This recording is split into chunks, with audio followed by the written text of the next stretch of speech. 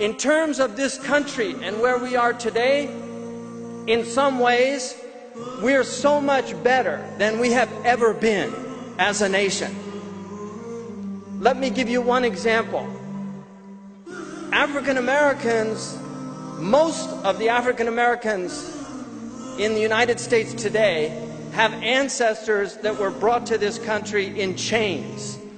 And this was not seen as something wrong or immoral, except by a very small group of British people and American, mostly Unitarians. There were pamphlets written by Jews, by Christians, not only justifying that black people were the accursed descendants of Ham, and therefore this was their fate, but that the Bible justified the conditions of slavery in the United States. That was not that long ago, people.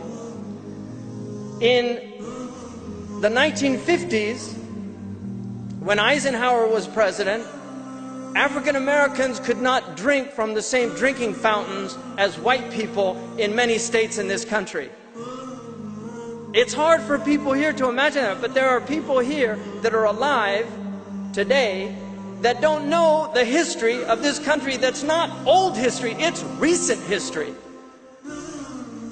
That most people of color in the United States of America 50 years ago had the option of being a janitor, a night watchman, a maid, a servant.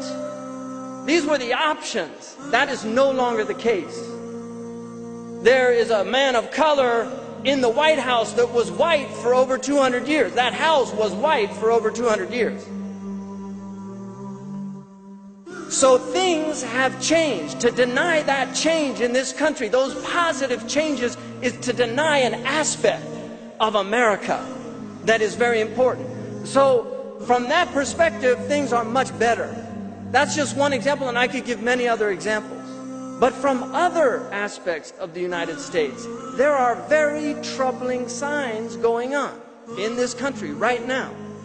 Let me give you an example. In the FBI, they issue certain guidelines for determining extremists. One of the recent guidelines was if they talk too much about restoring the U.S. Constitution, that's considered extremism or a sign of extremism, because there are certain peoples in this country that are very troubled by a lot of the rights in the Constitution and aspects of the Constitution that have been trampled upon. They're very troubled. The right to be free of illegal search and seizure without probable cause. The fact that people can now be patted down. I was in an airport and my 6-year-old child, I almost went to blows because I've got a lot of Irish blood.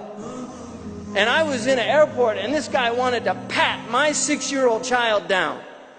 And I told him, you're not laying your hand on that boy. And if you do, you better get your taser out. I'm telling you the truth. And he got very offended. And I said, look, I actually wrote a paper on pornography in this country, and I know the statistics of pedophilia. And I'm not accusing you, but I don't know you. You are a stranger. And when I was a kid, my mother told me, watch out for strangers. So I don't want you touching my child. Now, if you want to bring a lady out here, if she has to check a 6-year-old boy, then I'll let you, because statistics show women don't molest little kids. They might aid and abet a molester, but they don't do it, because that humanity is still intact. For me, that is a complete, gross and egregious trampling of my right as a parent to protect my child. What kind of a world are we in when a 6-year-old has to be patted down? What kind of experience is that for a 6-year-old child?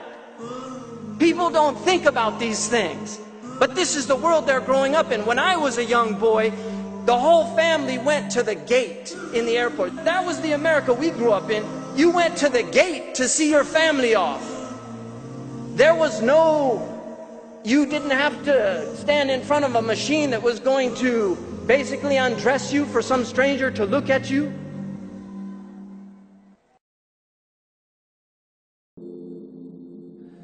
إلهي يا متعالي